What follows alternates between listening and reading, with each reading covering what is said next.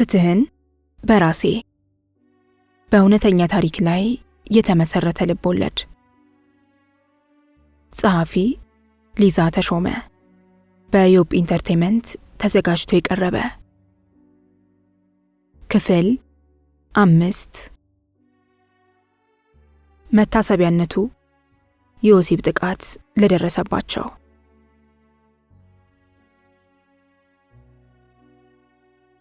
ክፍል 6። ሰዶም በኢትዮጵያ። ሰው በመረጠው መንገድ ይሄዳለሁ ብሎ ጉዞ ይጀምራል። ግን ደግሞ እግሩ ወይ ልቡ ወደማያውቀው መንገድ ይመራዋል። ያኔ መመለሻ ይጠፋውና ልቡን ወይ እግሩን እያዳመጠ ይኖራል። ጥፋቱ መጀመሪያ ለሁለቱ እድል መስጠቱ ላይ ነው። ሰለሞን በጠዋት ጸጉሩን እየነጨና እያለቀሰ እንደገባ መቅደስ ስትነግረኝ ወደ ክፍሉ ሄድኩ። ለቅሶ አላባራም። ምን እንደሆነ ስጠይቀው ጭራሽ ባሰበት።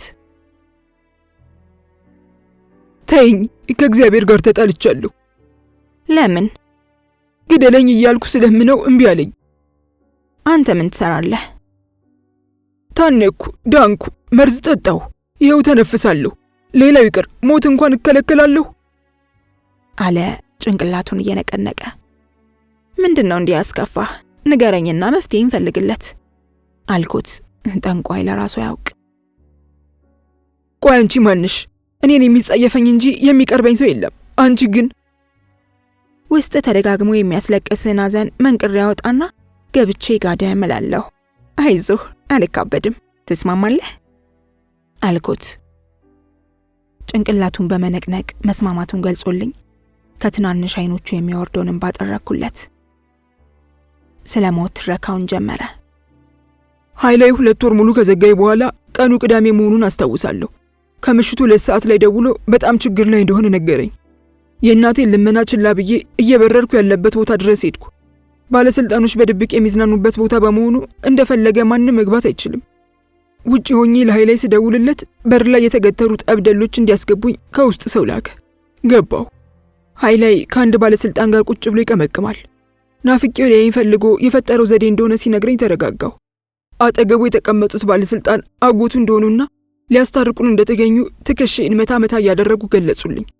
በአካል አላውቃቸውም እንጂ በቴሌቪዥን መስኮት አይቻቸው አውቃለሁ። ሰሌ በረጅሙ ተንፍሶ ትረካውን ቀጠለ። ባለስልጣኑ ውስኪውን ወተት ያገኘ ድመት ይመስል እየተስገበገቡ ነው የሚጨልጡት። ጨዋታ ይችሉበታል። እኔና ውስኪ በስም እንጂ በአካል አንተዋወቅም ነበር። የቅዳሜዋ ምሽት ከብዙ ነገር ጋር አስተዋወቀችኝ። ራሴን እስክስት ድረስ ጠጣሁ። ከዛ ጉሮሮውን ተናነቀውና ትንሽ ዝም ብሎ ቀጠለ። እሑድ ጠዋት ራሴን ያገኘሁት አነስ ባለች ክፍል ውስጥ በተነጠፈች ስስ ፍራሽ ላይ ነበር። ወይኔ ራቁቴን ነኝ። ለመነሳት ሞከርኩ። መቀመጫዬ መሃል ህመም ተሰማኝ። እየፈራው ጣት የላኩት ደም ይዞ መጣ። አቋረጥኩት። ተደፍረህ ነው እንዴ ሰሌ አልኩት። አዎ፣ እንደምንም ብዬ ቤቴ ደረስኩ። ክፍሌ ገብቼ የሆንኩትን ነገር ለማስታወስ ታገልኩ፣ ግን አልቻልኩም። ብርሃን ወዶም ሆኖ ሳይወድ በጨለማ ተተካ። ኃይላይ ደውሎ አጎቱ ሊጋብዙኝ እንደሚፈልጉ ነገረኝ። እኔም የቅዳሜ ምሽት ምን ጠንሳልኝ እንደነበር ለማወቅ መዝናኛ ቦታቸው ተገኘው። ጭራሽ አብሮኝ የነበረው ማን እንደሆነ ጠየቁኝ። ግራ ገባኝ። ተሰናብቻቸው ከሆነ ፈርጣማ ጎረምሳ ጋር እንደወጣው ሲነግሩኝ ጎረምሳውን ለማስታወስ ከጭንቅላቴ ጋር ትግል ጀመርኩ። አልተሳካልኝም። የሰው ግብዣ ይናቅም ስባል እንደ ጅብ የቀረበልኝን ወደ አፌ መላክ ጀመርኩ። በተመሳሳይ ሰዓት ራሴን ስሷ ፍራሽ ላይ አገኘሁት። ሰሌ አለቀሰ። የሆንኩት ሳይሆን የሆንኩትን አለማወቅ ያስለቀሰኝ።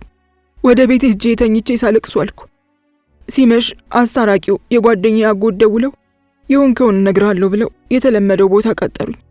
በነገራችን ላይ እዛ ቦታ ለመግባት ባለስልጣኖቹ ስምሽን በር ላይ ለሚነግሩት ጠብደሎች ማሳወቅ ግዴታቸው ነው። ያንን ካላደረጉ ማንም አያስገባሽም። የኔ ስም ጠብደሎቹ ጋር ስላለ አልተጨናነኩም። አንጀቴ ተላወሰ። ሰሌ ያማጠ ትረካውን ቀጠለ። ጉዴን ለመስማት ጆሮዬን አቆምኩ። መጀመሪያ ቀን ይዞኝ የሄደውን ጎረምሳ ሲጠይቁኝ ሚስቴ ነው አንተ ማነህ ብሎ እንዳፈጠጠባቸው ሲነግሩኝ አፌን እንደከፈትኩ ቀረው። ወንድ ባለ ሚስት እንጂ ባለ ባል እንዴት ይሆናል? እኔ ባለባል ስለ ራሴን በጥያቄ አፋጠጥኩት። አልመለሰልኝም። በመጠጥ ውስጥ ጎረምሳውን ማግኘት የምችል ይመስል በቃ ስባል አሻፈረኝ እያልኩ ይህን መጠጥ ተጋትኩት። ጠዋት ራሴን ያማረና ጠረኑ የሚጣፍጥ ክፍል ውስጥ ሳገኘው ያለፉትን 2 ቀናት ቅዠት የዚህኛውን ቀን ደግሞ ህልም አድርጌ ካልጋ ወርጄ ልብሴን ለበስኩ። ኮሞዲኖ ላይ በዛ ያሉ የ100 ብር ኖቶች ተቀምጠዋል። አንስቼ ኪሴ ከተትኳቸው። የሆንኩትን ለእናቴ ለመናገር ነበር ወደ ቤት የሄድኩት። ግን እንዴት ብዬ በምን ቋንቋ?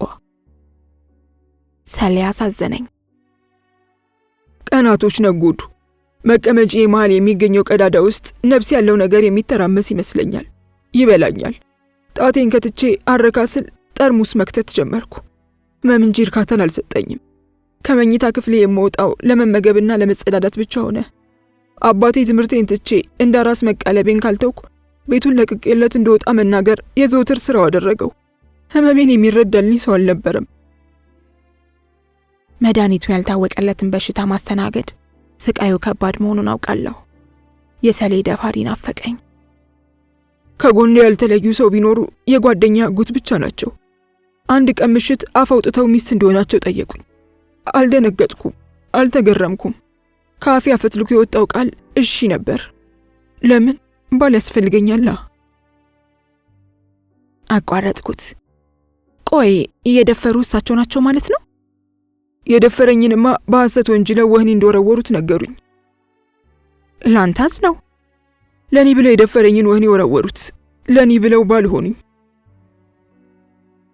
ሰለሞን ለረጅም ሰዓት በዝምታ ተውጦ ሲንጎራደድ ቆይቶ ተንበርክኮ አለቀሰ። ወንድ ልጅ ለቅሶ አያምርበትም ለካ። የደፈረኝ ባለስልጣኑ ያስደፈረኝ ኃይላይ መሆኑን ያወቅኩት ከቀበሩኝ በኋላ ትላንትና ነው አለ ሰሌ። ቆሌ ግፍፍ አለ። የካምፓስ ትምህርታቸውን ከማቋረጣቸው በፊት ኃይላይ የሚያፈቅራት ስዕል የምትመስል ወጣት ነበረች። እሷ ደግሞ በሰሌ ፍቅር ታውራ ነበር። ሰለሞን ግን የውበቱ አድናቂ ጓደኛዋ ነው። ኃይላይ በቆንጆዋ ባለመፈቀሩ ሰለሞንን ተጠያቂ ያደርጋል። ቅናት ቤቱን ሰርቶበት በቀልን እንዲያቆጠቆጥ ይረዳዋል። ጊዜ ነገሮችን አመቻችቶ ሰሌ ኃይላይ መዳፍ ላይ ይወድቃል። ኃይላይ በ500 ብር ሰለሞንን ለባለስልጣኑ ሸጠው። ባለስልጣኑ የገዙትን ድንግል በውስኪ አጥበው የሰዶም እሳት ውስጥ ጨመሩት። በ500 ብር ነፍስ መሸጥ ተጀምሯል። ኃይላይ ሰለሞንን ብቻ አይደለም ያስበሳው፣ ሌሎች ሕፃናትንና ወጣቶችንም እየተከፈሉ አስበስቷል። ስራ ፈጠራ ነው። ሰሌ ሌላ ከባድ ነገር እንደሚያስጨንቀው ሹካለኝ። ባለስልጣኑ ወደ ታላቁ አሜሪካ በራሪ ናቸው። እሱ ደግሞ የእሳቸው ነገር አይሆንለትም። ምክንያቱም ገንዘብና እርካታ ከእሳቸው የሚያገኛቸው ውድ ነገሮች ናቸው። ሲቀጥል ደግሞ ባለስልጣኑ ቢያንበረክኩትም ለስማቸው ሲሉ ገመናውን ይሸፍኑለታል። ሌሎች ግን የሚያስፈነድዱት መጠቋቋሚያና መሳለቂያ ሊያደርጉት ነው። በጣም የሚገርመው ነገር ባለስልጣኑ ባለትዳር መሆናቸው ነው። ከሚስታቸው የተነፈጉትን ከሰለሞን ወይንም ከብዙ ሕፃናት ያገኛሉ። በሌሎች የአፍሪካ ሀገሮች ሕፃናት ለውትድርና ሲመለመሉ ጉድ ብለን ስናወራ ነበር። እኛ ሀገር ደግሞ ሕፃናት ለሴሰኞች እየተመለመሉ ወደ ሰዶም እሳት እየተጣሉ ነው። የኛን ደግሞ ማን ያውራለን? ግብረ ሰዶማውያንን የሚረዳቸው ሰው ስለሌለ ተገለው በብቸኝነት አለንጋ ይገረፋሉ። 2 ስቃይ፣ 2 ፍላጎት፣ 2 አለመፈለግ ያስተናግዳሉ። ከዚህ ህይወት ለመውጣት ያለመቻላቸው ዋናው ምክንያት መገለላቸው ነው። የሰው ልጅ መጥፊያውን ይቆፍራል። ሰለሞን ፊንጢጣው ውስጥ ስፐርም የሚመገብ ነፍስ ያለው ፍጡር አለ ብሎ ያምናል። ምክንያቱም ፊንጢጣው ስፐርም ሳያገኝ ከዋለ በጣም ስለሚበላው። ከዚህ ህይወት መውጣት በትክክል ይፈልጋል። ክብር፣ ፍቅር፣ ሰው፣ ቤተሰብ፣ ጓደኛ ያጣበት ህይወት ስለሆነ ሰለሞን ከዚህ ህይወት መውጣት ይፈልጋል። ግን አለመቻል የሚባል ቡዳ በልቶታል። ህይወት እንዴት ከባድ ናት! እንዲህ የተሰቃየንም ለመኖር እንጓጓለን። ሞትስ ሲገኝ አይደል? ባለስልጣኑ ወይም ባልህ ለምንድን ነው አሜሪካ የሚሄዱት አልኩት። ካዝናቸውን የሞላው ሙስና ብር ጸረ ሙስናዎች አይን ውስጥ ገብቷል። በአሁኑ ጊዜ ደግሞ ሙስና ጨለማ ውስጥ የሚያስወረውር ከባድ ወንጀል ነው። ስለዚህ በጊዜ ላሽ ሊሉ ነው አለ ሰሌ። 10 ሙሰኞች ወህኒ ቢወረወሩ 20 ዲቃሎቻቸውን ትተው ነው። ታጥቦ ጭቃ። ሙስና ካልጠፋ ደግሞ ፍትህ ይኖራል ማለት ዘበት ነው። ታዲያ ለምን ይዘው አይሄዱም? አልጠየኳቸውም።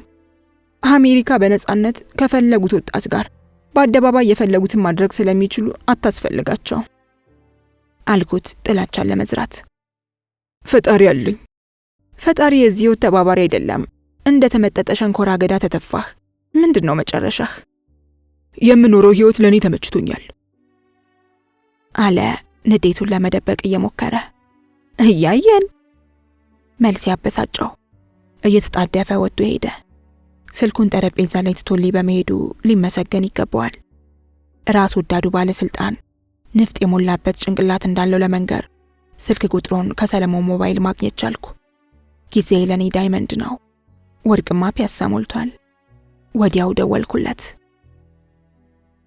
መንግስት ሙሰኞች ላይ ጨክኗል የሚባል ወሬ ሰማሁ። ጭካኔውን አንተ ላይ እንዲተገብር ከማይፈልጉ ሰዎች መሃል በመሆኔ ደግሞ ደስታ ይሰማኛል። ቆጣ ያለ ድምፅ እንዳቋረጥ ትእዛዝ ሰጠኝ። እኔ ግን ቀጠልኩ። መግባባት ብንችል የተሻለ ይሆናል ብዬ አስባለሁ። ባንግባባስ ነበር የባለስልጣኑ መልስ። ባለጊዜ እንኳን ሳይሆን ፈጣሪውንም አይፈራም። አሜሪካን ሳይሆን ፍርድ ቤት እንገናኝ አልኩት ኮራ ብዬ። ምን አባሽ ነው የምትፈልጊው? ወሲብ። ወሲብ? ሳቀ። በጣም አስፈልጎኛል። አንተ ደግሞ እርካታን በመስጠት የተካንክ እንደሆን ካውቃለሁ። ቀዳዳዎቼን በአጠቃላይ መጠቀም ትችላለህ። እሺ ወይንስ? እሺ፣ የት ነው መገናኘት የምንችለው? አለኝ። ደስ አለኝ። ምርጫዬ የተራ ሆቴል ነበር። ተንኮል አስበሽ ከመጣሽ ትሞቻለሽ። ገዳይ ወንድ ደስ ይለኛል። ስልኬን ዘጋሁት። ለድሌ አንድ ሲጋራ ለኮስኩ። የቁም ሳጥኔ ውስጥ ለማያት እኔን መሳይ ሲጋራ ጫሽ ምን ማድረግ እንዳለብኝ አማከርኳት። አሪፍ ሐሳብ ያለችውን አቀረበች። ተስማማሁ። የመጀመሪያ ስራዬ ገላይን መታጠብ፣ ከዛ ፀጉር ቤት መሄድ። ሌላው ቀላል ነው። ገላይን ለቅለቅ ካልኩ በኋላ ወደ ፀጉር ቤት ሄድኩ። አንዷ ቆንጆ ቀለም እየተቀባች ደረስኩ። እኔ ስለምን ይቅርብኝ። እጁን ይባርከውና ፀጉር ሰሪው ምርጬ የሆነውን የቀለም አይነት ቀብቶ አሳምሮ ወደ ቤቴ ላከኝ። ብርሃን በጨለማ የሚተካበት ሰዓት እየደረሰ ነው። ውስጤ በደስታ እየፈነደቀ ነው። ከሰዓታት በኋላ የናፈኩት ጨለማ ብርሃንን አሸንፎ ሰማዩ ላይ ተዘረጋ። ከዋክብት ከምሽጋቸው ብቅ ብቅ ማለት ጀመሩ። ጨረቃ ዘግየት ብላ ትመጣለች ብዬ ራሴን አጽናናሁ። ጨረቃንና ከዋክብትን የማገኛቸው በጨለማ ስለሆነ ጨለማን እወደዋለሁ። ጨለማ በብርሃን ለታገቱ ከዋክብት፣ በፀሐይ ለተሸነፈችው ጨረቃ፣ ለእንደኔ አይነቱ ዕድለ ጠማማ ጨለማ ጉልበት አለው። ጨለማ ለወዳጆቹ ብርሃን ነው። የሰለሞን ባል የያዘውን የቤርጎ ቁጥር ደውሎ ነገረኝ። እኔ ቀድሜ ከጎን ካለው ክፍል ተጋድሜ እየጠበቅኩት ነበር። ከክፍሌ ወጥቼ አፍንጬን ከፈትኩ። ሰላማዊ ጠረን ሸተተኝ። ወደ ባለስልጣኑ ክፍል ሰተት ብዬ ገባሁ። ባለስልጣን ተብዬው ካልጋው ላይ ተስፈንጥሮ በጎኑ የሻጠውን ሽጉጥ መዘዘ። አልደነገጥኩም። በሩን ረጋ ብዬ ከዘጋው በኋላ ልብሴን ማውለቅ ጀመርኩ። ወኔ ሽጉጥ ነው እንዴ አልኩት። የምን ፓርቲ አባልሽ አለኝ። አያስቅም? የወሲብ። እውነቱን ተናገሪ አለበለዚያ። ፖለቲካ አልወድም። ስለዚህ የፓርቲ አባልም ሆነ ደጋፊ አይደለሁም። እርቃኔን እግሬን ከፍቼ ቆምኩ። ግንባርሽን ሳልበትነው ማንነትሽን ንገሪ አንባረቀብኝ። እርቃኗን የቆመች ሴት የሚገድል ወንድ ካለ አይነ ስውር ነው። ሰለሞን እየከነፈ ሲመጣ እርካታን ሰጥተህ እንደምትልከው ሹካለኝ። ባሌ የወጣሁበትን ቀዳዳ እንጂ ጎረቤቱን አልደፍርም ሲለኝ ያለኝ አማራጭ አንተን ማግኘት ነው። የወሲብ ጥም ሊደፋኝ ስለሆነ እባክህ ሰው ሰራሹን ሽጉጥ ጣልና ተፈጥሮ የለገሰችን ሽጉጥ መዘዝ አልኩት። ብልግና የተሞላበት አይኔን አይኖቹ ላይ ተክዬ። አፍሽን ዝጊ አለኝ። መሬት የጣልኩትን ቦርሳ ለማንሳት አፈነደድኩ። እጄን እንድሰበስብ ማስጠንቀቂያ ሰጠኝ። አልሰማሁትም። ቦርሳዬን ከፈትኩት። ልተኩስ ነው አለኝ፣ ግን አልተኮሰም። ትልቁን ወይን ከ2 ብርጭቆ ጋር ከቦርሴ ውስጥ አወጣው። ወንድ አይደለህ ምን ያንበጫብጫል አልኩት። ለወንዶች ወኔ የሚሰጥ ቃል። ወንድማ ነኝ አለ ኮራ ብሎ። ወይኑን እስከ መክፈቻው ሰጠሁት። ሽጉጡን አልጋው ላይ አስቀምጦ ወይኑን ለመክፈት መታገል ጀመረ። ሽጉጥ የፈሪዎች ድፍረት ነው ይባላል አልኩት። ስለዚህ ፈሪ ነህ። ምላሳም ነሽ። ወይኑን ከፍቶ ሰጠኝ። በምላስ ሀገር ማስተዳደር እንደሚቻል አታውቅም እንዴ? ወይኑን ቀድቼ ሰጠሁት። በአንድ ትንፋሽ ጨለጠው። ፍራቻ ጥም ለቀቀብህ እንዴ? ጋዜጠኛ ነሽ? እሺ፣ ጸረ ሙስና ውስጥ ምንድነው ስራሽ? ሙሰኞችን ማበረታታት። የኔ ወንድም፣ እኔ ወሲብ ያሰከረኝ ቅንዝረኛ ነኝ፣ እመነኝ። ከንፈሩን ሳምኩት። ገፈተረኝ። ጥያቄ የሚያበዛ ወንድ ያስጠላኛል። ልብሱን ማውለቅ ጀመረ። ለኔ የቀዳሁትን ወይን አጠጣሁት። ወይኑን ከነጠርሙሱ አንስቶ ጋተኝ። ደነገጥኩ። አስክሮ ሲጫወትብኝ ሊያደር ወይም ከሰከርኩ በኋላ በመኪናው ጭኖ ወስዶ ሊገለኝ ነው አልኩ ለራሴ። ሽጉጡን ትራሱ ወሽቆ የውስጥ ሱሪውን ካወለቀ በኋላ በጀርባው ተጋደመ። አደፍርሴ መጥባት ጀምሪ አለኝ። ቅሌታም ሽማግሌ። ከከንፈር ጀምሬ ቦርድ ይሻላል አይመስልህም? አይሆንም አለኝ። አደፍርሳይ እንደ እሳት የምቀጣጠለው ሴትዮ በረዶ ሆንኩና ተገትሬ ያለ የሌለውን መቀባጠር ጀመርኩ። ሰውየው ቀፈፈኝ።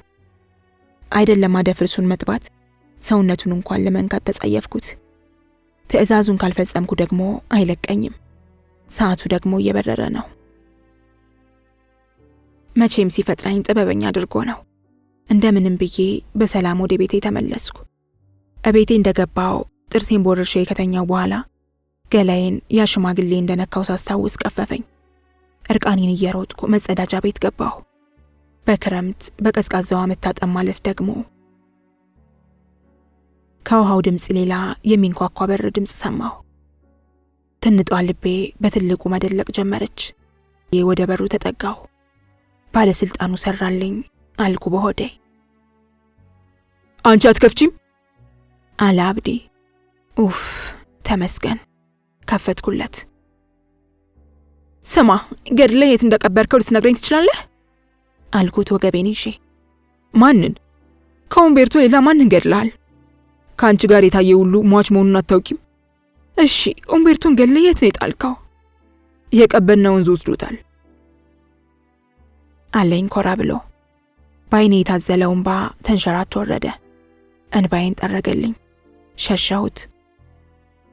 ስለ ሌሎች ሞት የሚያገባኝ ነገር የለም። ኡምቤርቶ ግን መሞት አልነበረበትም።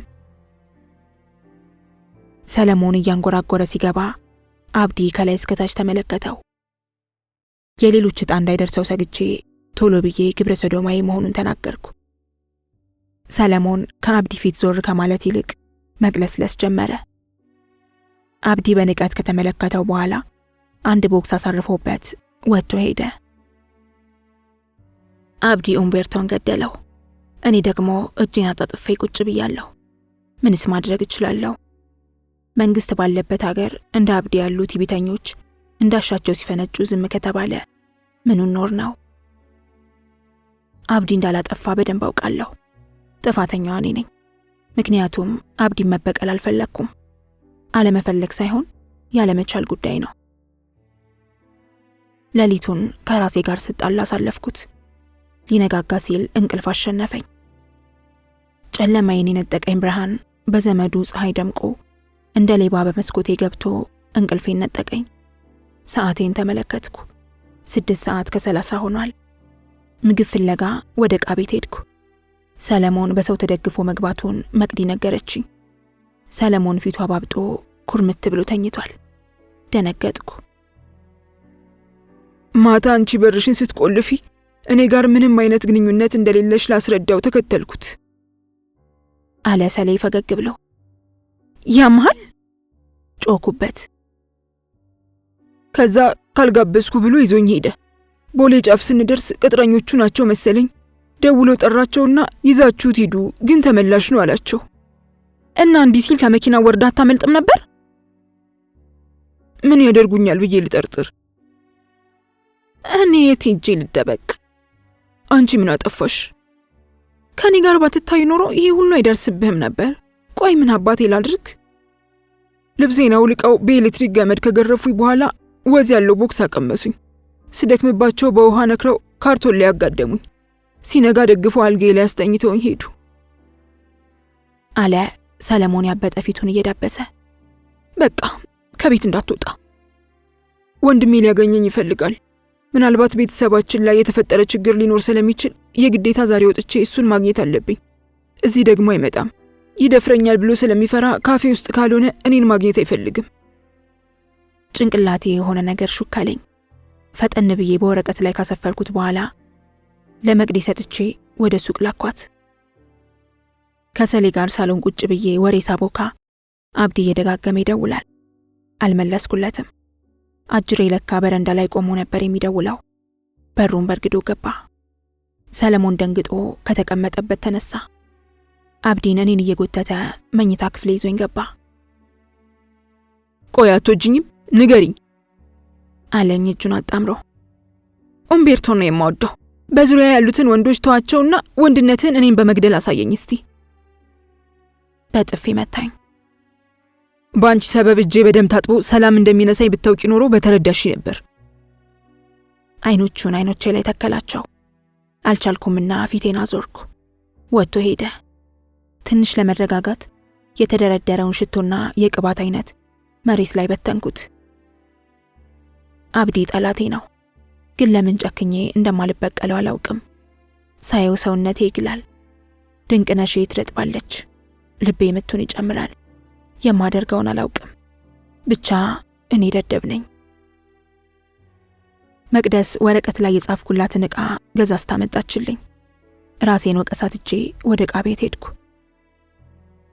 ያመጣችልኝን የተዘጋጀ አቮካዶ ጭማቂ በኩባያ ከቀነስኩ በኋላ ቀሪው ላይ 2000 የእንግሊዝ ጨው ጨምሬ በደንብ አዋሃድኩት። ስቀምሰው የጨውና የስኳር ግጭት ጣዕም ነው ያለው። ሰለሞን በቴሌቪዥን መስኮት ውስጥ የሚያየው የስፖርት ዜና ላይ አፍጥጧል። አንዱን ብርጭቆ ሰጠሁት። ልቡ ዜናው ላይ ስለነበር አንድ ሁለቴ ከቀመሰው በኋላ አጣጣመው። ጨው የሚለው ለምን እንደሆነ ጠየቀኝ። ስኳር መስሎኝ ጨው ጨመርኩበት ብዬ ዋሸሁት። መቼም ገንዘብ ወጥቶበታል ብሎ ነው መሰለኝ እያንገሸገሸው ጠጥቶ ጨረሰ። ለነገሩ ልቡ የአርሴናልና የቼልሲ ዜና ላይ ስለነበር ምን ያህል እንደጠጣ እንኳን የሚያስታውስ አይመስለኝም። ከግማሽ ሰዓት በኋላ ሰለሞን መቀመጫውን እየደገፈ መጸዳጃ ቤት መመላለስ ጀመረ። እኔ የሚታመምኩ ለመምሰል እሱ ሲወጣ እየሮጥኩ ገብቼ መስታወት እያየው ሆዴን ደግፌ እወጣለሁ። ሰለሞን መመላለስ ሲደክመው መጸዳጃ ቤቱ አጠገብ ቁጭ አለ። ፋታ ይሰጤ እንደሆነ እንኳን ቀለበቱ ለለቀቀ ፊንጢጣ ለደህናውም አይበገር። ማን ያውቃል፣ ስም የለሾቹ ፍጡራን ከጭኑ ወንዝ ጋር አብረው ይወጡ ይሆናል። ሰለሞን ቀኑ ሙሉ መጸዳጃ ቤት ሲመላለስ ዋለ። እኔ መመላለሱ ሲደክመኝ አርፌ ቁጭ አልኩ። የተበላሸ አቮካዶ አጠጥቼ ጉድ ሰራሁ አልኩት። እኔን እንዴት ወዲያው ሊተወኝ እንደቻለ ጠየቀኝ። ሚጥሚጣ በጥብጬ ጠጥቼ ነው ብዬ ዋሸሁት። ከቤት እንዳይወጣ ብዬ የእንግሊዝ ጨው በአቮካዶ እንዳጠጣሁት ቢያውቅ ምን ይል ይሆን? ሸሽቼ የማላመልጠውን ሰው እያሰብኩ አልጋዬ ውስጥ ገባሁ። ቃሌን አሳጥፎ ወላዋ ያደረገኝን ሰው ለመበቀል ሳስብ አለመቻል የሚባል በሽታ በርህራዬ ተደብቆ አንጀቴ ውስጥ ገብቶ ይዘፈዘፋል። አምሮት ልፍስፍስ ሴት አይደለችም፣ ግን ሴሰኝነቷ ለሽንፈት ዳረጋት። አብዲ በወሲብ ገመድ ተብትቦ እግሩ ስር አንበረከካት። እንቅልፍ ወዳጄ ሆይ ሐሳቤን አሸንፈናልኝ። እንቅልፌ ብዙ ከተለመነ በኋላ መጣ። የዛሬዋን ቀን ቅድስት ብዬ ብሰይማት እወድ ነበር። በእርግጥ ጠዋት ላይ አማርሪያት ነበር። ሰለሞን ሌሊቱ ሙሉ መጸዳጃ ቤት ሲመላለስ ስላደረ አቅም የሚባል ነገር አልነበረውም። ስለ እውነት ደንግጬ ነበር። ምግብ ከሰጠሁት በኋላ ትንሽ ጉልበት አገኘ። ተረጋጋሁ። አልጋው ላይ ስቶ ስለነበር የቤቱ ጠረን ላፍንጫ ተስማሚ አልነበረም። መቅደስ እየተነጫነጨች አንሶላውን አጥባ ክፍሉን አጸዳችለት። ከሰዓት በኋላ የጠዋቱ ተረስቶ ሰለሞን ቀልድ ጣል ሲያደርግ እኔና መቅደስ እየገለፈጠን ቡና ጠጣን። ሰሌ ከስንት ልመና በኋላ ከወንድ ጋር ያለውን የወሲብ ግንኙነት እንደሚቀንስ ቃል ገባልኝ። ተመስገን። ወንድ የሚመኝ ጭንቅላትህን ሴትንም መመኘት እንደሚችል ንገረው። የማይቀበልበት ምንም ምክንያት እንደሌለ ማወቅ አለብህ አልኩት። እግዚአብሔር ለኔ ይሆን የፈጠረሽ አለኝ። ይህን ቃል መስማት የምፈልገው ተቀይረ ሳይህ ነው። የማይቻል ነገር የለም። ቀኑ እሁድ በመሆኑ መቅዲ የሀገራችንን የቴሌቪዥን ጣቢያ ከፍታ ታያለች። ከሰለሞን ጋር የነበረኝን ወሬ ገታ አድርጌ ወደ ቴሌቪዥኑ ዞርኩ። አዲስ ነጠላ ዜማ ብለው የደቡብ ዘፈን ማሳየት ጀመሩ። ዘፈኑ ሲያልቅ ደግሞ ጋዜጠኞቹ ትንሽ ፈገግ የሚያስብል ወሬ ጣል ካደረጉ በኋላ የሰለሞንን ሕይወት ያበላሸውን ባለስልጣን ፎቶግራፍ ገጭ አድርገው የቀብር ስነ ስርዓቱን ማሳየት ጀመሩ። አይኖቼን ከፍቼ ጆሮዬን አቆምኩ። ሰለሞን ወደ ቴሌቪዥኑ ተጠጋ። ጋዜጠኛው የሕይወት ታሪኩን በጥቂቱ ከተረከ በኋላ ፍትህን በራሴ የሚል መፈክር ባነገበው ነፍሰ ገዳይ ቤርጎ ውስጥ ተገሎ መገኘቱን ተናገረ። ወንጀለኛውን ለመያዝ ፖሊስ እያነፈነፈ መሆኑን ካሰመረበት በኋላ ለቤተሰባቸው መጽናናትን ተመኝቶ ማስታወቂያ ማስተላለፍ ጀመሩ። አንድ የታወቀ ነጋዴ ጓደኛ ነበራቸው። ካለ ቀረጥ ያስገባው ኮንቴነር ሙሉ ዕቃ በጉምሩኮች ተይዞበት አስለቅቅልሃለሁ ብለው ብር እንደተቀበሉ ታውቃለሁ። ጉምሩኮች ግን ዕቃውን ለመንግስት ገቢ ያደረጉ። ነጋዴው ገለሃለሁ ብሎ እንደዛተ ይሄው ገደላቸው አለ ሰለሞን። በላፍህን ጥረክ አልኩት። አረ ለማንም አልተነፍስም። ታዲያ አታለቅስም እንዴ? ምን እንደተሰማኝ ታውቂያለሽ? እፎይታ። ትፈራቸው ነበር እንዴ? አንድ ወቅት ላይ ግንኙነታችንን ማቋረጥ ፈልጌ ነበር። የተቆጣች እጃቸውን በቤተሰቦቼ ላይ እንደሚሰነዝሩ ሲነግሩኝ ግን ሐሳቤን ቀይሬ እየለመድኳቸውና እየፈራኋቸው መጣሁ። የወደድኳቸውም ይመስለኝ ነበር። ግን ዛሬ ሰለሞን ጊዜ ይፈጃል እንጂ ይቀየራል ብዬ አስባለሁ። የዛሬዋ ቀን ቅድስት እንደሆነች አለች። ምሽት ላይ ከሰሌ ጋር አልጋዬ ላይ ቁጭ ብለን ካርታ እየተጫወተን ስለ ኡምቤርቶና ስለ ማርኮ እያወራን የኡምቤርቶን መጥፋት ለፖሊስ ማሳወቅ አለብን የሚል ሐሳብ ሰሌ አመጣ። አልተዋጠልኝም። መጥፋቱን እንጂ መሞቱን ስለማያውቅ ነው ለፖሊስ አመልክቼ የሚለኝ። በእኔ ሰበብ መሞቱን ቢያውቅ ኖሮ። አንድ ጥያቄ ልጠይቅሽ። ኡምቤርቶን አላገባም ያልሽበት ምክንያት ታውቂዋለሽ? ሰለሞን መልሴን በጉጉት መጠበቅ ጀመረ። ማግባት ስለማልፈልግ አጭር መልስ ሰጠሁት። አብዲን ስለማፈቅረው በሚል ይስተካከል አለኝ ካርታውን እየበተነ። አውቆ ሞቷል። ይልቅ የቅድሙን ውሳኔን አልወደድኩትም። ወሬ ቀየርኩ። ወሬ አትቀይሪና ስለ አብዲ የሚሰማሽን ንገሪ። እባክህ ሌላ ወሬ አምጣ። እሺ፣ የቅድሙን ውሳኔ ለምን ጠላሹ? ለዚህ ሁሉ የዳረገኝ ኃይሌ መሆኑን አትዘንጊ አለ ሰለሞን ብስጭት ብሎ። ኃይሌ አስደፈረኝ ብሎ መልሶ እሱም ማስደፈር በቀል አይደለም። ምክንያቱም ይሄ ሰው ተደፈርኩ ብሎ አርፎ አይቀመጥም። ብዙዎቹን በመድፈር ሊረካ ይችላል። ከወሲብም ጋር ያለው ቁርኝነት እየጠነከረ ይመጣል። በቀሉንና ደስታውን በወሲብ ያገኛል። ለዚህ ሰው የሚገባው ቅጣት ከወሲብ ዓለም መገለል ነው። ሴት የላካው ሞት አይፈራምና ያፈሰስኩትን እንባ ከዓይኖቹ ቀደዋለሁ አለ ሰለሞን። ብቻዬን ስተኛ የሚያስቸግረኝ መንፈስ እንዳለ ለሰሊ ነገርኩት። ሰው አማኙ ሰለሞን ልብሱን አውላልቆ አልጋዬ ውስጥ ገባ። የውስጥ ሱሪውን አላወለቀም። እህቱ መሆኔን አልረሳም። እኔ ግን እርቃኔን አቅፌው ተኛሁ። ምንም አልመሰለውም። የሴት ጠረን የእሱን አፍንጫ አይስበውም። በእኔ ቤት መፈተኔ ነበር። ጭራሽ ራቆትሽን ስትተኛ አይበርድሽም አለኝ። እንቅልፍ እንደወሰደው ሰው ዝም አልኩት። ዕለተ ሰኞ ጠዋት 2 ሰዓት ላይ እኔና ሰለሞን ፖሊስ ጣቢያ ደርሰናል። የመጣሁበትን ጉዳይ በር ላይ ላገኘሁት ፖሊስ ነገርኩት። ኃላፊው እስኪመጣ ቁጭ በይና ጠብቂ ብሎኝ ሄደ። ኃላፊው 3 ሰዓት ላይ ነው የደረሰው። የሥራ ሰዓት ለምን አሳለፍክ የሚለው ደፋር ማን ነው? ኃላፊ ነዋ። ማዘዝ እንጂ መስራት የሚያውቅ ኃላፊ ኢትዮጵያ ውስጥ ማግኘት ከባድ ነው። ጋሻ ኃላፊ ከዚህ በፊት ቃሌን ወደ ሰጠሁበት ክፍል ይዞኝ ገባ። ቁንጥንጡ መርማሪ የለም። በምትኩ ግርማ ሞገሱ የሚያስፈራ ጸይም ወጣት ቁጭ ብሏል። ኃላፊው በጆሮ ሹክ ብሎት ወጥቶ ሄደ። አዲሱ መርማሪ መኖሬን ረስቶታል መሰለኝ። ፊት ለፊቱ የተቀመጠው ፋይል አፍጦ ቀረ። ከዚህ ልጀምር ከዚያ ይሻላል እያልኩ ከራሴ ጋር ስታገል ከቆየ በኋላ የመጣሁበትን ጉዳይ አልጠየከኝም አልኩት። አውቀዋለሁ አለኝ እንዳቀረቀረ። ታውቀዋለህ አልኩት ገርሞኝ። ትኩር ብሎ ተመለከተኝ።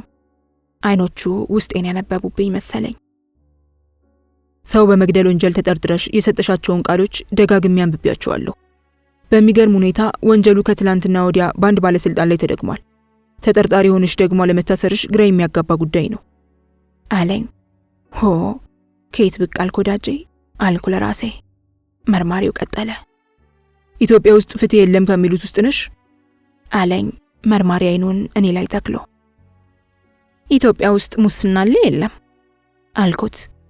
አለ አለኝ በፈገግታ። ታዲያ ሙስና ካለ ፍትህ እንዴት ይኖራል? ጥሩ ጭንቅላት አለሽ። ምንድነው ስራሽ? ሽርሙጥና። የምትሰሪበት ቡና ቤት? ለመሸርሞጥ ግዴታ ቡና ቤት አያስፈልግም። የቡና ቤት ሴቶችስ ስራ ብለው ስለያዙት ተገደው ነው። ሽርሙጥና በቤት ልጆችና በባለትዳሮች እንደባሰማን በነገረው። ተጠርጣሪ ስለሆንሽ ዋስ እስክታመጪ ድረስ እኛ ጋር ትቆያለሽ ብሎ በአንድ አጠር ባለ ፖሊስ ማረፊያ ቤት አስወረወረኝ። የስር ማዘዣ ሳያወጡ ለምን አሰሩኝ? ምን ታመጣለች ብለው ነዋ። ደግሞስ ዋስ ማንን ብመርጥ ጥሩ ነው? አብዲን። ለነገሩ ማናለኝና ዋስ አማርጣለሁ። እምቢ ቢልስ ምን ማድረግ እችላለሁ? ጨነቀኝ። ማረፊያ ቤት ውስጥ የታጎሩት ሴቶች ወሬያቸውን ገታ አድርገው ተመለከቱኝ። ፈንጠር ብዬ አቧራ የደበቀው ወለል ላይ ተቀመጥኩ። በገጠመኝ ነገር ተገርሜያለሁ። ሰው ባሰበው ሳይሆን በታሰበለት ሲውል እንዴት አያስገርምም? ሰዓቱ እኔን ጎልቶ ከነፈ። ምሳ የመጣላቸውን እስረኞች ጉርሻ አልተቀበልኩም። የአዲሱን መርማሪ ፊት እየደጋገምኩ ከዓይኔ ላይ ኳልኩት። የማይፈታ ፊቱ፣ ውብ አይኖቹ፣ ግርማ ሞገሱ፣ በዛ ላይ ዝምታው። የምሳ ሰዓት ካለፈ በኋላ ኩሩሩ ፖሊስ ክንዴን ጨምድዶ መርማሪው ቢሮ ጎልቶኝ ወጣ። አምሮት ደስ የሚል ስም ነው። በነገራችን ላይ የኔ ስም ሃይማኖት ነው። መንገድ ላይ ራቅ ብዬ ብታይኝ እንኳን ለመጥራት እንዲያመችሽ በደንብ አጥኚው አለኝ መርማሪ ተብዬው በመስኮት ወደ ውጭ እየተመለከተ። የተጠረጠርኩበትን ምክንያት ልትነግረኝ ትችላለህ? ፊት ለፊት የተቀመጠ። ውብ ስለሆንሽ። ቆንጆ ሴት ደግሞ ሰይጣን ናት። ሰይጣን ሴት ደግሞ አሳሳች ነው። ከተሳሳትሽ ደግሞ ልቀጥል? ትንኮሳ አይመስልህም? ስራዬን እየሰራው መስሎኝ ነበር። ሹፈት ነው ያስከው? ብዙ ጥያቄ መልስ ያስገኛል ብዬ አላስብም። ስለዚህ መሄድ ትችያለሽ። አብዲና ሰለሞን ውጪ ይጠብቁሻል። ራስሽን ጠብቂ። ፖሊስ ጣቢያ የመጣሁበትን ቀን እየረገምኩ ከመርማሪው ቢሮ ወጣሁ። በመስኮቱ እኔን እያየ እንደሆነ ጀርባዬ ነገረኝ። ለማረጋገጥ ዞርኩ። እያየኝ ነው። ስደናበር እንቅፋት አሰግዶ መለሰኝ። አፍሬና ርሬ ከግቢው ወጣሁ። ሰለሞን የአብዲ መኪና ተደግፎ ቆሟል። አብዲ መኪናው ውስጥ ተቀምጦ የቴዲ አፍሮ ሙዚቃ እያዳመጠ ያንጎራጉራል። ጋቢና ገብቼ ተቀመጥኩ። ሰለሞን ፈራ ተባ እያለ ገብቶ ተቀመጠ። ጉዞ ጀመር። አሁን እንዳንቺ አይነቷ ሰው አይደለም ዝንብ ትገላለች? አብዲ መቀባጠሩን አለ። ሰለሞን ቀጠለ። ከዝንብና ከሰው የቱን መግደል እንደሚከብድ ታውቃለህ? ዝንብ ልትለኝ እንዳይሆን አለው አብዲ። ዝንብን ተኩሶ የገደለ ጀግና ጥራልኛ አለው ሰለሞን። አፋቸውን እንዲዘጉልኝ ተማጸንኳቸው። ሁለቱም ዝም አሉ። ቴዲዬን ይቅርታ ጠይቄ ሙዚቃውን ዘጋሁት። ምንም አይነት ድምፅ መስማት አልፈልግም። ሰማዩ ያጉረመረመ ነው። እንዳጉረመረመውም አልቀረ፣ ማልቀስ ጀመረ። አብዲ ቤት አድርሶን ተመለሰ። ሰለሞን እንደነገረኝ ከሆነ መርማሪው እሱንና አብዲን በጥያቄ አጣድፏቸዋል። እኔንም በቀላሉ እንደማይተወኝ ተናግሯል። ወንጀለኞችን እያፋጠጡ ወህኒ መወርወር የመርማሪዎች ተግባር በመሆኑ ሃይማኖት ተብየው መርማሪ ጥፋተኛ ነው ማለት አልችልም። ግን እኔ ወንጀለኛ አይደለሁም። ሞቱ የተባሉት ሰዎች ግን ወንጀለኞች ናቸው። ሰለሞን ለአብዲ እንዳልናገር ቃል አስገብቶ አንድ ሚስጥር ነገረኝ። የፖሊስ ጣቢያው ኃላፊና አብዲ በደንብ ይተዋወቃሉ። ከዚህ በፊት ተጠርጥረሽ በቀረብሽ ጊዜ ለአብዲ ተብሎ ነው ያልታሰርሽው። አብዲኔ ለጥያቄ መቅረቤን እንዴት ሊያውቅ ቻለ? አልኩት ገርሞኝ። ቲጂ ደውላ ነግረው፣ እሷ ባትነግረው እንኳን አንቺን እየተከታተሉ ወሬ የሚያቀብሉ ሰዎች እንዳሉ ታውቂያለሽ። ታዲያ ዛሬ ምን ተገኘና አሰሩኝ? ቆንጅየው መርማሪ ለዚህ ወንጀል ተብሎ ከፌደራል የመጣ ስለሆነ ኃላፊው እጄን አላስገባም ብሎት ነው አብዲ በአካል ቀርቦ ዋስ ይሆንልሽ። ታዲያ አንድ ቀን እንኳን ሳላድር ለምን ለቀቀኝ? መርማሪው እስር ቤት ከተቀመጠች እውነተኛዋን አምሮት ማግኘት ይቸገራሉ። ስለዚህ ትለቀቅና ኮቴዋን እየተከታተልኩ ሚስጥሯ ውስጥ ገባና ማንቁርቷን አንቄ ወህኒ ወረውራታለሁ ብሎ ለኃላፊው ይነግረዋል። ከዛ በዋስ እንድትለቀቂ ተወሰነ። ስለዚህ ጀርባሽን እያጠናሽ ተንቀሳቀሽ፣ ማለቴ ለደህንነትሽ ስትይ። ብልጥ መርማሪ ነው። ብልጠቱን በሚስጥር ስላልያዘው ደግሞ ሞኝም ነው። ሃይማኖት ምናልባት የፍትህ ሰው ቢሆንና ወንጀለኞችን አድኖ ቢይዝ እንኳን መጨረሻው ሽንፈት ነው የሚሆነው። ምክንያቱም ኃላፊው በሙስና የደለበ ጅብ ነው። የፈረደበት በር ተንኳክቶ ሰለሞን ለመክፈት ተነሳ። አብዲ መሆኑን ስላወቅ የለችም በለው ብዬ መኝታ ክፍሌ ገብቼ ተደበቅኩ። ማን ያዘዋል? በሩን በርግዶ ገባ። አብዲ። የቀበና ወንዝ የወሰደውን ነጭ እንዲያፈላልጉልሽ ልታመለክቼ ሄደሽ እስር ቤት ተወረወርሽ። እኔ ደግሞ ዋሶኝ ያስፈታውሽ። ከፈለኩ ደግሞ እስከ ለተሞትሽ ኑሮሽን እስር ቤት ማድረግ እችላለሁ። ይሄ ማለት አንቺ በእኔ መዳፍ ውስጥ ነሽ ማለት ነው። ተግባባን? አለኝ መርዛማ እጁን ጸጉሬ ውስጥ እያንሸራሸረ። የተናገረው ነገር ይሆን ጸጉሬ ውስጥ የገባው እጁ? አላውቅም የትኛው እንዳደነዘዘኝ፣ ብቻ ደንዝዣለሁ። አሁን በዝናብ የመጣሁት እንድንታረቅ ነው አለኝ ልብሱን እያወለቀ። አብዲ አላደርገ መናገር አቃተኝ። እርግጠኛ ነኝ ውስጥሽ የኔን ገላ እየተመኘ እንደሆነ። ውስጤ ስለኔ ያገባው። እርቃኑን ፊት ለፊት የቆመ። አይኔን ከአብዲ ሰውነት ላይ መንቀል አልቻልኩም። ጭኖቼ መሃል ሙቀት ተሰማኝ። ይበልጥ በተጠጋኝ ቁጥር ስሸሻው ግድግዳው ላይ ተጣበቅኩ። ሳልፈልግ ተሸነፍኩ። ልብሴን አውልቆ ጣለው። አልፈልገውም። በተመሳሳይ ሰዓት ግን እፈልገዋለሁ። ቃላት ቢደረደሩ በሰዓቱ የሆነውን አይገልጹትም። አበድን ብዬ ላሳጥረው። አበድን።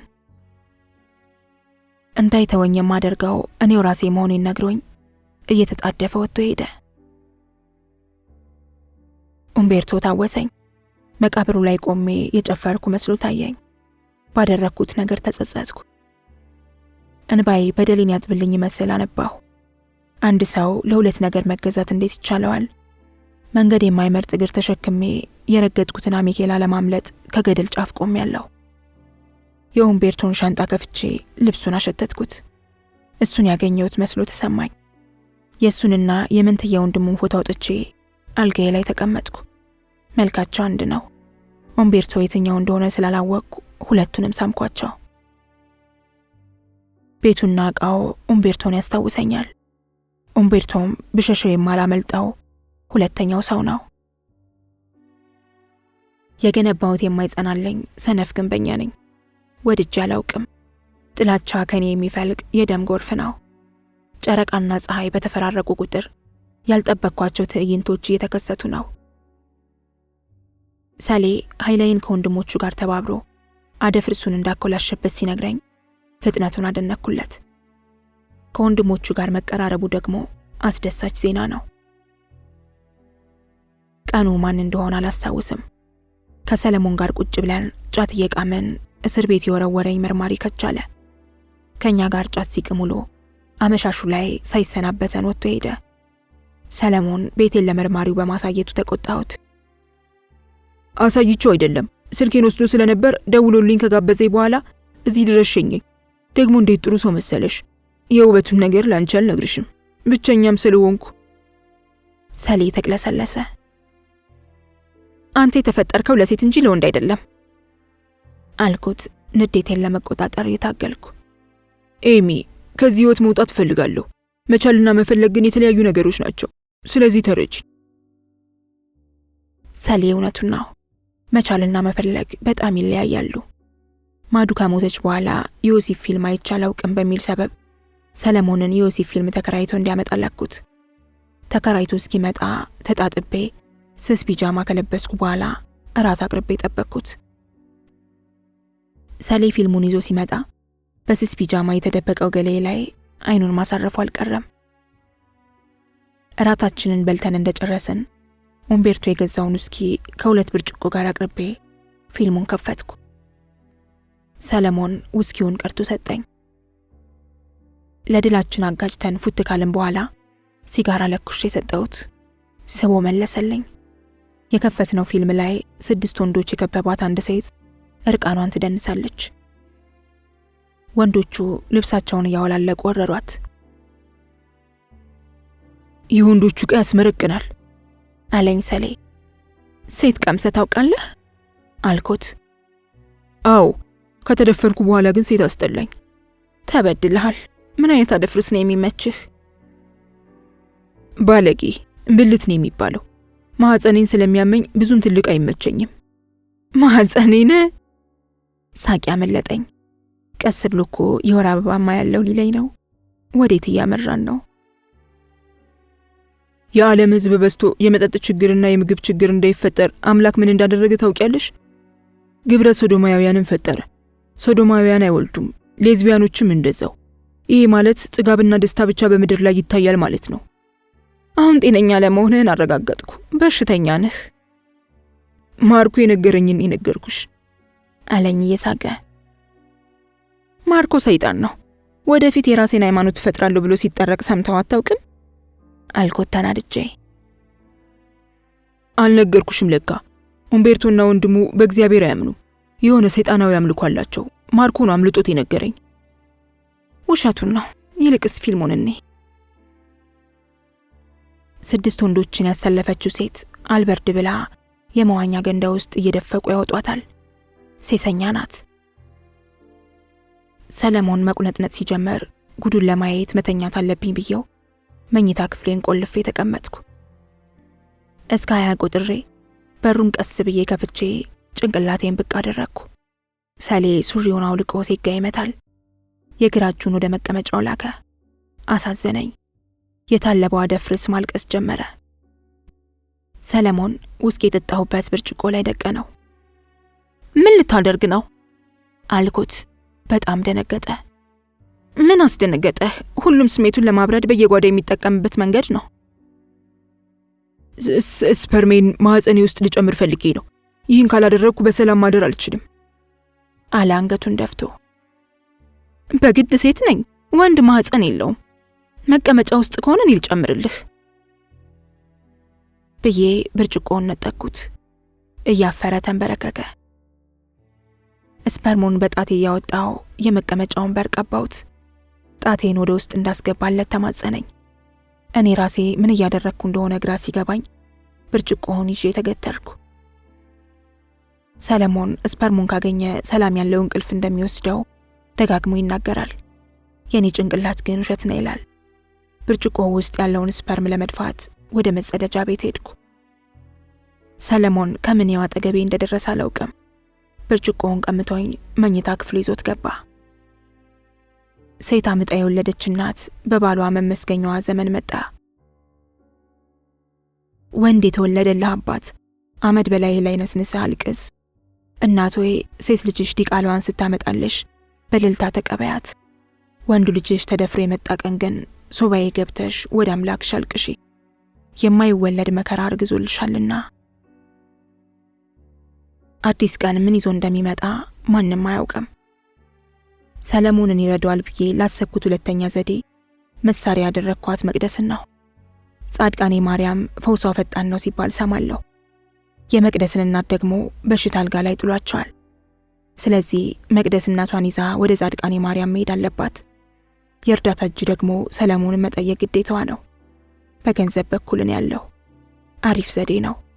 መቅደስን ከሞላዋት በኋላ ቁርስ እየበላን እጇን እያፍተለተለች ስለ እናቷ በሽታ መቀበጣጠር ጀመረች። ጠበሉ ሰጃችዋ አልኳት። ገንዘቡስ ከየት ይመጣል? ራሷን ችላ መጠመቅ ስለማትችል ደግሞ የግዴታ ሰው ያስፈልጋታል። እኔ ብቻዬን አልችላትም። በገንዘብ በኩል አታስቢ፣ የሚረዳሽ ሰው ግን ከየት ታገኛለሽ? አልኩ ያዘንኩ መስዬ። የት ልትወስጃቸው ነው? አለ ሰለሞን። ጻድቃኔ ማርያም፣ ወንድም ቢኖረኝ እናቴ አልጋ ቁራኛ ሆና አትቀርም ነበር አለች መቅዲ እያለቀሰች። መቅደስ አሪፍ ተዋናይ መሆኗን ያወቅኩት ዘግይቼ ነው። አይዞሽ፣ እኔ አብሬሽ እሄዳለሁ። ስንት ቀን የምንቆየው? አለ ሰሌ። በመላ በሰበብ በዘዴ አማኝተሽ። ሰሌ ጸበል ምናምን ይመችሃል እንዴ? አልኩት መልሱ እየናፈቀኝ። እኔ እኮ አልጠመቅም፣ መቅዲ ልርዳት ብዬ ነው እንጂ። ከሄደ መጠመቁ አይቀርም። ሴት መሆኔን የምወደው ብልሃተኛ መሆኔን ስለማውቅ ነው። ድራማው ካለቀ በኋላ ሰለሞን ለባብሶ ሽቶውን ላፍንጬ ትቶ ወጥቶ ሄደ። ቀኑን ሙሉ ሳይመጣ ዋለ። ሐሳቡን ቀይሮ ይሆን እያልኩ ስጨነቅ ማታ ሰክሮ እየተንገዳገደ መጣ። እርግጠኛ ነኝ ከወንድ ጋር ነበርክ አልኩት። እና ምን ትዘብቂያለሽ? አለኝ እያለቀሰ። ይህን ህይወት ትፈልገዋለህ ማለት ነው? ባልፈልገውስ? ትቆጠብ ነበራ? ስሚ፣ ግብረ ሰዶማዊ መሆኔን እያወቅሽ ነው ያስጠጋሽኝ አይደል? ታዲያው ማንነቴን ለምን ጠላሹ? እኔ ለምኖረው ህይወት አንቺ ምቀኛ ለምን ትሆኛለሽ? ይህ ነው ህይወቴ። አልተመቸሽም? ቤቴን ልቀቅ ማለት ብቻ ነው የሚጠበቅብሽ። በቃ። የሚናገረው ከብቅል ጋር ስለሆነ መልስ አልሰጠውትም። አልቅሶ ሲወጣለት ይቅርታ ጠየቀኝ። በጩኸት እውነትን ለመደበቅ መሞከር የሰው ልጅ ባህሪ ስለሆነ አልተቀየምኩትም። ለጉዞ የሚያስፈልጉትን ነገሮች ወጣ ብለን ገዛዝተን ከተመለስን በኋላ ካርታ ስንጫወት አምሽተን እንቅልፌ ሲመጣ ትቼ ወደ አልጋ ያመራሁ። የመቅደስ እናት በሰሌ ሰበብ ጻድቃኔ ማርያም ለመጠመቅ እድሉን አገኙ። ፈጣሪ የሚያስፈልገንን ቀድሞ ያዘጋጃል ማለት እንደዚህ ነው። 15ቱን ቀን ካለ መቅደስና ካለ ሰሌ ብቻዬን አሳለፍኩት። ቤተ ክርስቲያን መሄድ የዘወትር ስራዬ ነበር፣ ግን ጸሎት ሳላደርግ ነበር ወደ ቤቴ የምመለሰው። አብዲ ድምፁን አጥፍቶብኛል። ስለሱ ማሰብ አላቆምም። ከሱ መራቅን ግን ምርጫ አድርጌዋለሁ። ኡምቤርቶን መርሳት የማይቻል ነገር ነው። ለኔ የመጀመሪያው መልካም አዳም ነውና ቤቴ ውስጥ ስራ በመስራትና ሲጋራ በማጨስ ከሐሳቤ ለመሸሽ ጥራለሁ። ለነገሩ ሐሳብ የሚመጣው ጎኔ አልጋ ሲነካ ነው። ስለ ሰለሞን ደህንነት መቅደስ በየጊዜው እየደወለች ትነግረኛለች። ጠዋት ማታ ጊዜውን በጸሎት እንደሚያሳልፍና እንደሚጠመቅ ስሰማ በጣም ተደስቻለሁ። እናቷም በጥሩ ጤንነት ላይ እንደሚገኙ ሰማሁ። ብቸኝነት ግን እንዴት ያስጠላል። 15ቱ ቀን አመት ሆኖ በግድ አለቀ። መንገደኞቹ ለምሳ እንደርሳለን ስላሉኝ 3 አይነት ወጥ ሰርቼ ቁጭ ብዬ ስጠብቃቸው ዋልኩ። ለምሳ እንደርሳለን ያሉት ሰዎች ድምጻቸው ጠፋ። የወጣ ሰው መመለሱ በፈጣሪ እጅ ነውና አንተ ታውቃለህ ያል እጄን አጣምሬ ቁጭ አልኩ። ምድር ተጠማው ያለች መሰል ሰማይ የየውን ለቀቀው። መንገደኞቹ በዝናብ ተጠምቀው ምሽት ላይ ወደ ቤት መጡ። የተሳፈሩበት መኪና መንገድ ላይ ተበላሽቶ እስኪሰራ ነበር የቆዩት። ከበን በአንድ ትሪ ራት ከበላን በኋላ ወተት አፍልቼ ሰጠኋቸው። ብርድ ያኮማተረው ገላቸው ዘና አለ። ዝናቡ ሲያባራ መቅደስና እናቷ ወደ ቤታቸው ሄዱ። ሰሊና እኔ አልጌ ውስጥ ገብተን ወሬ ጀመርን። መቼም ጉዞ አስደሳች እንደነበር እርግጠኛ ነኝ አልኩት፣ አንድ ባህታዊ የመደመዱለትን ጸጉሩን እየነካካው። በቅዱስ እጁ ያበረከተልህን ጥቁር ጸጉር ምን ልሁን ብለህ ነው ወደ ቢጫ የለወጥከው? መቼም የዲያብሎስ ምክር በመስማትህ ነው የጸጉርህ መልክ ሊቀየር የቻለው። እኔ ደግሞ ጸጉር ማሳመር አልችልም እንጂ መጉመድ አያቅተኝም አሉኝና ጸጉሬን ቆርጦ አቃጠሉት እልሻለሁ። ፊቱ ላይ ፈገግታ ነበብኩ። ሌላስ ምን አዲስ ነገር አለ? ማለቴ በህልሜ ከተለያዩ ወንዶች ጋር ስቀብጥ ነው የማየው። ወደዚህ ተመልሼ በህልሜ ያየሁትን መተግበር አምሮኝ ነበር፣ ግን የመቅደስን በሽተኛ እናት ትቶ መምጣት ኃጢአት መስሎ ታየኝ። ጨንቆይ ምርር ብዬ ሳለቅስ አንድ አባት አዩኝና ምን እንዳሉኝ ታውቂያለሽ? በእግዚአብሔር ፊት የፈሰሰች እንባ ፍሬያማ ናት፣ ለቅሶም ለመልካም ነውና በለቅሶ ተደሰት ልጄ ብለውኝ ሄዱ። ችግርህን ብትነግራቸው እኮ ይጸልዩልህ ነበር። ችግሬንማ ለአንድ መለኩሴ ተቀድጄ ተጸይፈው ሸሹኝ። የመለኩሴ ልብስ የለበሰ ሰይጣን አጋጥሞ ይሆናል። ድንገት በሐሳብ ጭልጥ አለ። የሰለሞን አንዱ ራስ ምታት ከቤተሰቦቹ መራቁ ነው ብዬ አስባለሁ። የቤተሰብ ፍቅር ማጣት ቀልድ አይደለም። ቤተሰቦቹ ከጎኗ ሆነው ፍቅር ቢለግሱት ኖሮ ሰለሞን ሰዶምን በጊዜ ይሰናበታት ነበር። ፍቅር ሁሉን ያሸንፋልና። ቤተሰቦቹ ግዙፍ የመኪና ዕቃ ማከፋፈያ ስላላቸው ሰሌ እንደምንም ብሎ ይቅርታ ጠይቆ ስራ እንዲጀምር መገፋፋት የኔ ኃላፊነት ነው። ምክንያቱም ቤተሰቦቹ የባህሪ ለውጥ ማምጣቱን ተገንዝበው ያቀርቡታል። ከነሱ ያጣውን ፍቅር ሲያገኝ ደግሞ ሰዶምን ይሸሻታል። ሰለሞን ስራ መጀመር እንዳለበት ስነግረው አላቅማማም። ይቅርታ ይነፍጉኛል ብሎ ስለሰጋ ቤተሰቦቹ ጋር መሆኑ ግን አልተዋጠለትም። ግን ይቅርታ የማይነፍግ አንድ ወገን እንዳለው ጠቆምኩት፣ እናቱ። ሕይወት ብዙ መንገዶች አሏት። እየመረጠ መጓዝ ደግሞ የሰው ልጅ ግዴታው ነው። ሰሌ በእናቱ አማካኝነት ከቤተሰቦቹ ጋር ታርቆ ስራ ጀምሯል። አምሽቶ ሲመጣ ግን ከወንድ ጋር ሲዳራ ያመሸ የመሰለኝ ይጨነቃለሁ። መቅደስ ለእናቷ የሰሌ ሚስጥር ሹክ ብላቸዋለች መሰለኝ። በየቀኑ ግራዋና ሎሚ ይልኩለታል። እንደ ዶሮና እንደ እንስራ እየተንጨፈጨፈ ቁርሱን በልቶ ወደ ስራው ይሄዳል። ቅዳሜና እሁድ ደግሞ ከርቤ ይላክለታል። መቅደስ ጠዋትና ማታ የሰለሞንን ክፍል ታጥናለች። ከፈለገች ደግሞ ሰውየውን ራሱን ሳይወድ በግዱ ጊርጊራውን ፊቱ ላይ ደቅና ታጥነዋለች። ሰሌም እናትሽ ጠንቋይ ሳይሆኑ አይቀሩም እያለ ያናድዳታል።